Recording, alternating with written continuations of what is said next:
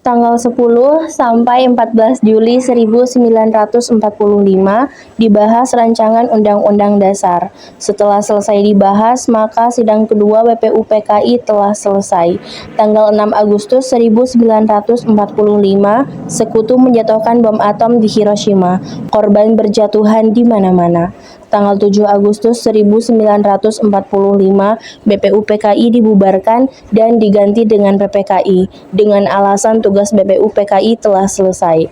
Tanggal 9 Agustus 1945, Jepang kembali dijatuhi bom atom oleh Sekutu, tepatnya di kota Nagasaki. Hal ini membuat Jepang kewalahan. Setelah peristiwa pengeboman, 3 tokoh Indonesia yaitu Insinyur Soekarno, Dr. Andos Muhammad Hatta, dan Dr. Rajiman Weddiodiningrat dipanggil oleh Marsekal Terauchi di Dalat, Vietnam.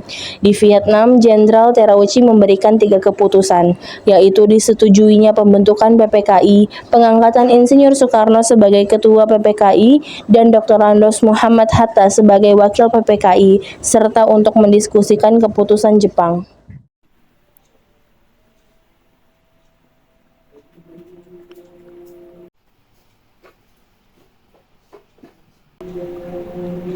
Halo, selamat pagi Bung Karno. Maaf, siapa Anda? Saya Terauchi, Panglima Jepang. Bisakah kita membuat pertemuan antara Anda, saya, Bung Hatta, dan Bung Rajiman untuk membahas kemerdekaan bangsa Indonesia? Baiklah, kami akan berangkat sore nanti. Baiklah jika begitu. Terima kasih, Bung. Selamat pagi. Selamat pagi. Untuk menyampaikan undangan Terauchi agar kita menuju Vietnam. Untuk apa kita ke sana? Untuk membicarakan kemerdekaan Indonesia.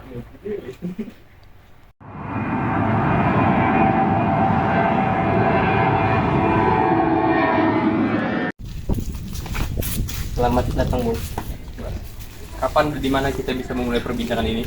Kita akan memulai pembicaraan ini besok lusa di rumah saya.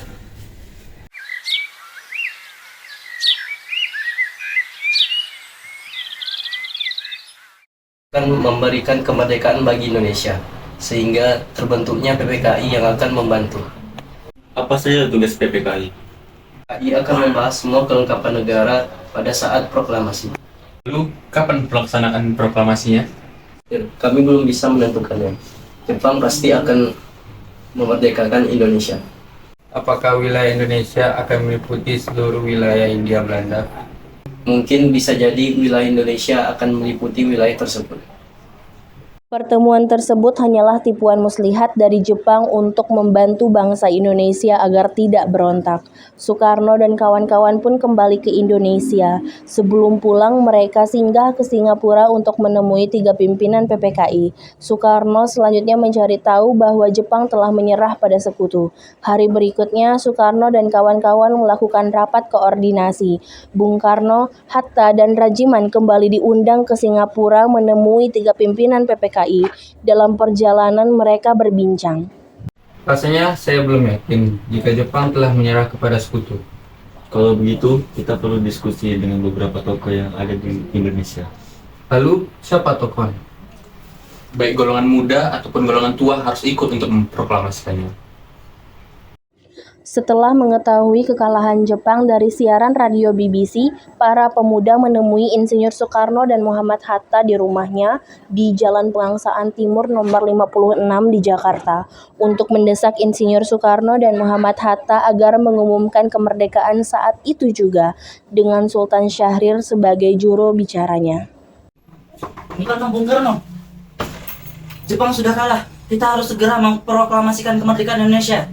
Kita tidak bisa begitu saja memproklamasikan kemerdekaan. Kita harus membicarakannya dalam rapat PPKI.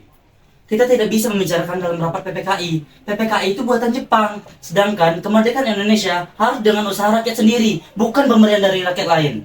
Bukan begitu. Kita memang seharusnya membicarakan dalam rapat PPKI. Karena PPKI adalah badan untuk mempersiapkan kemerdekaan.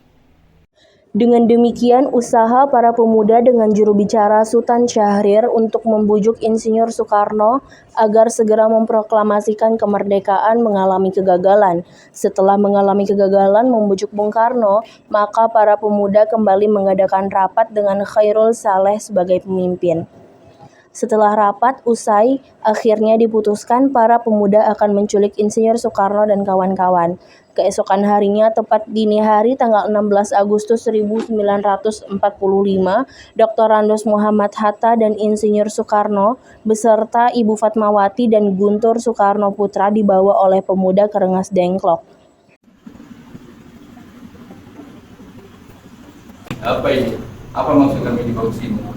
Maksud kami agar Bapak segera memproklamasikan kemerdekaan Indonesia. Sudah saya katakan bahwa untuk memproklamasikan kemerdekaan Indonesia kita harus merundingkannya dalam rapat PPKI. Bapak benar, karena persiapan kemerdekaan Indonesia adalah tugas PPKI. Lagi pula, Bapak kan ketua PPKI. Bapak tidak mungkin mengambil keputusan tanpa memberikan anggota PPKI yang lain. Setelah sampai di sana, Ahmad Subarjo akhirnya menjemput Bung Karno dan kawan-kawan. Selain itu, Ahmad Subarjo berhasil meyakinkan para pemuda untuk tidak berburu-buru memproklamasikan kemerdekaan. Sekitar pukul 11 malam, rombongan Bung Karno sampai di Jakarta untuk sesaat pulang ke tempat masing-masing, lalu langsung menuju rumah Laksamana Maeda untuk merumuskan naskah proklamasi. Silakan masuk semuanya. Tunggu dulu, bagaimana mungkin kita merumuskan teks proklamasi di rumah seorang laksamana Jepang? Tenanglah, silakan masuk semuanya. Saya menjamin selama berada di rumah saya, Anda akan terjamin keselamatannya. Baiklah, di ruangan mana kita bisa memulai diskusi ini? Silahkan ikuti saya. Duduk semuanya.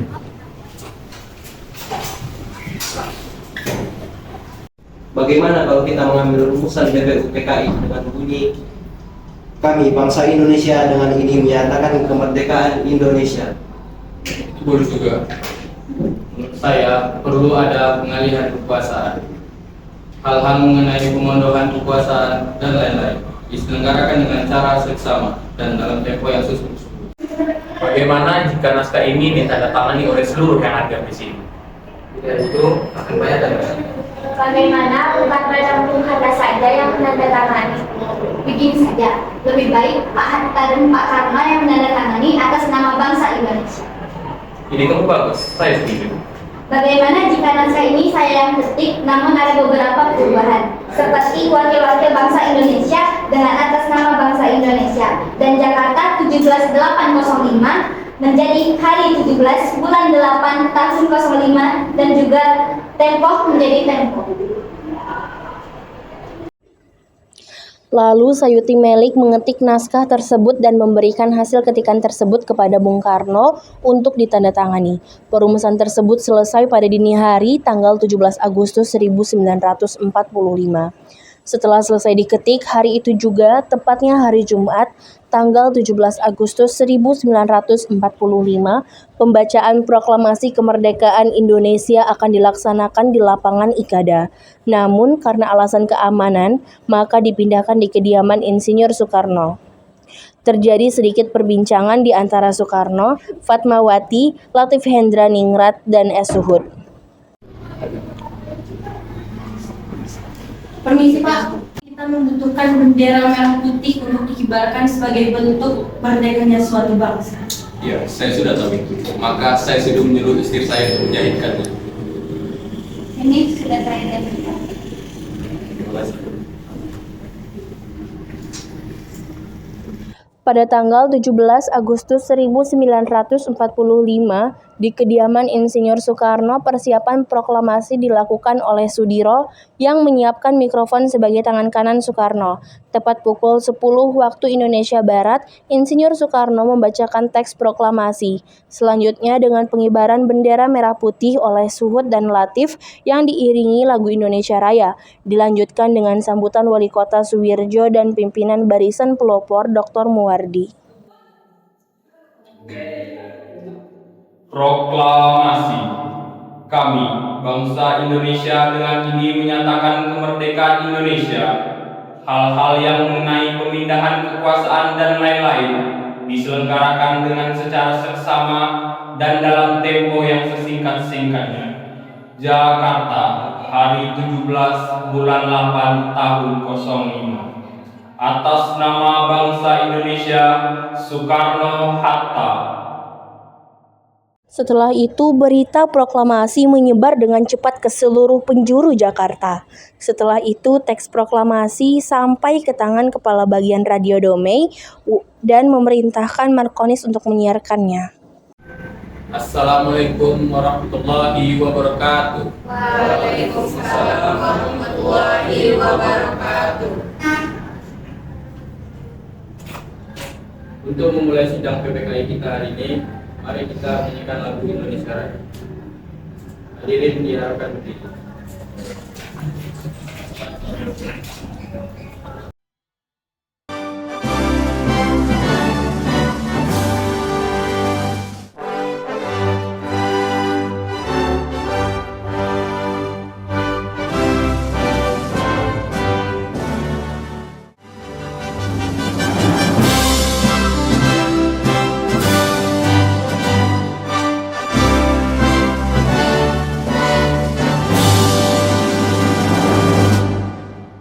Hadirin dipersilakan.